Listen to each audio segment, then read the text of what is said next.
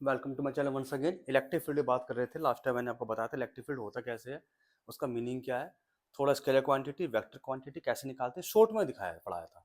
Vector scalar quantity में जब पढ़ाऊंगा, जब मैं आपको पहले चैप्टर पढ़ाऊंगा 11th क्लास का, मतलब नीट के लिए, ठीक है, यूनिट्स एंड डायमेंशन में। तो अभी के लिए मैंने आपको ये बताया था कि आपको आपको सिर्फ ये याद रखना है। पहली बात मैं आपको थोड़ा सा और एक्सप्लेन करूंगा। देखो, मैं आपको शॉर्ट वीडियो बननी है, पर आपको टॉपिक हर चीज़ें बता रहा हूँ।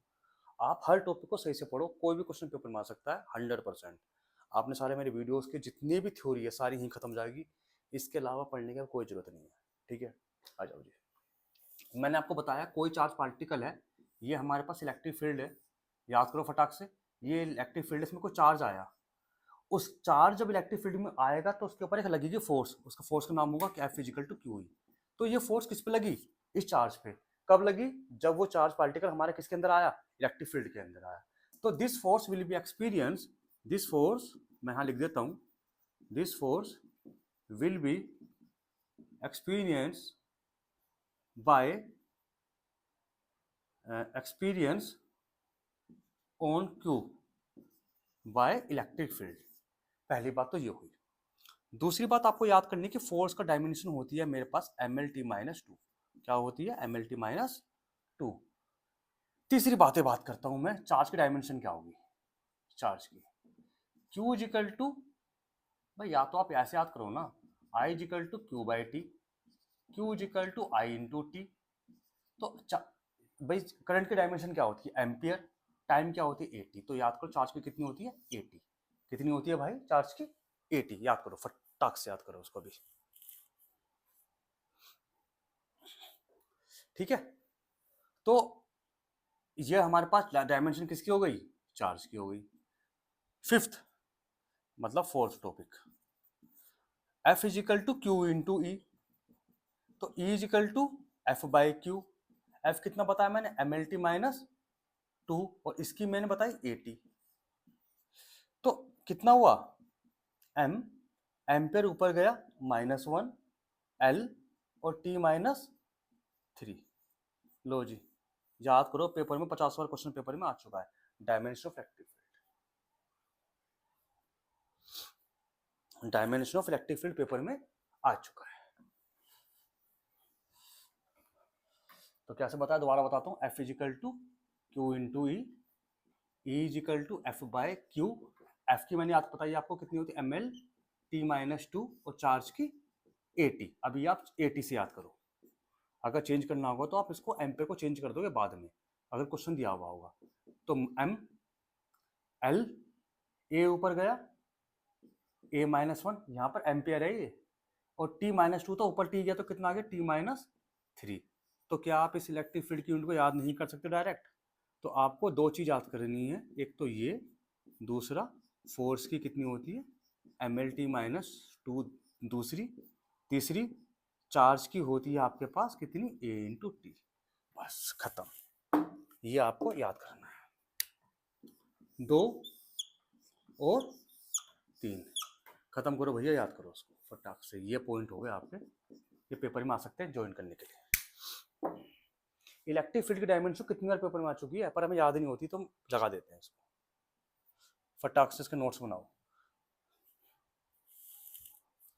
मैंने आपको पूरी पीडीएफ का लिंक नीचे दिया हुआ है, इसमें सारा लिखा हुआ है।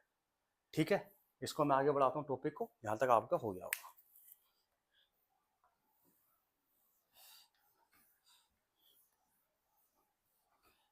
तो इलेक्ट्रिक फील्ड जो हमारे पास होता है, कोई भी चार्ज पार्टिकल इलेक्ट्रिक फील्ड में आता है, कितनी फोर्स पे एक्सपीरियंस होती है? F is equal to Q into E. यहां तक बात हो गई। अब इलेक्ट्रिक फील्ड लाइंस कैसे होती हैं? इलेक्ट्रिक फील्ड लाइंस के बारे में बात करें, कोई मेरे पास प्लस चार्ज है तो इलेक्ट्रिक फील्ड चार्ज हमेशा लाइनें बाहर जाएंगी, प्लस से बाहर जाएंगी। अगर कोई नेगेटिव है तो इलेक्ट्रिक फील्ड लाइंस उसके अंदर आएंगी, ऐसे। ज्यादा डिटेल में जाने की जरूरत नहीं है, मतलब ये। अच्छा, this line never intersect each other. वैसे कोई आपस में दो लाइन इंटरसेक्ट नहीं करती।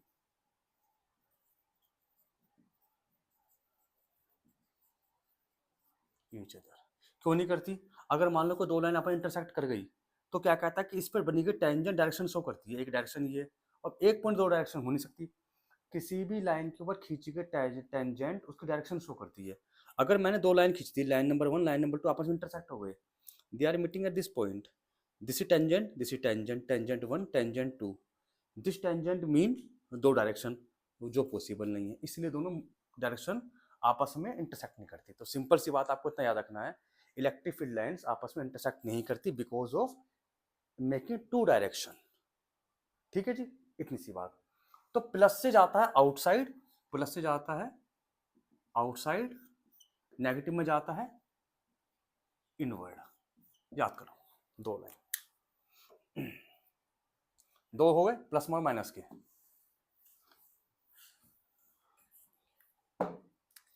तीसरी बात याद करते हैं, एक प्लस है एक तरफ क्यू है, एक तरफ प्लस है और दूसरी तरफ माइनस है, तो प्लस से जाएगा नेगेटिव की तरफ ऐसे।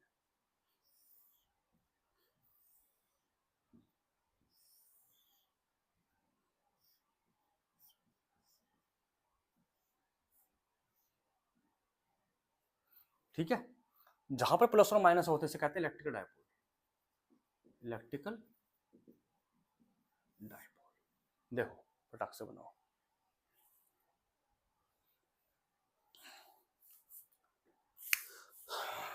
सही है, रफ कर रहा हूं मैं इसको। इलेक्ट्रिक डायपोल इस तरह का बनेगा। अब एक केस और बनाया तो मैं, फोर्थ का केस, कि भाई अगर दोनों प्लस होते तो क्या होता है, दोनों प्लस होते तो क्या होता। मैं सिंपल सी लाइन खींचता हूं इसके अंदर ऐसे, दो अगर प्लस होते तो क्या होता, लाइनें आपस में इस तरह से मूव कर जाती।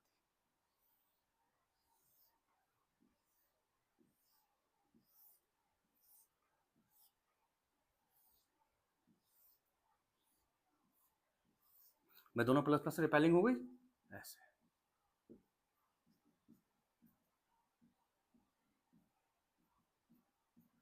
ठीक है, अब मैं इसको हटा देता हूं, रफ कर देता हूं।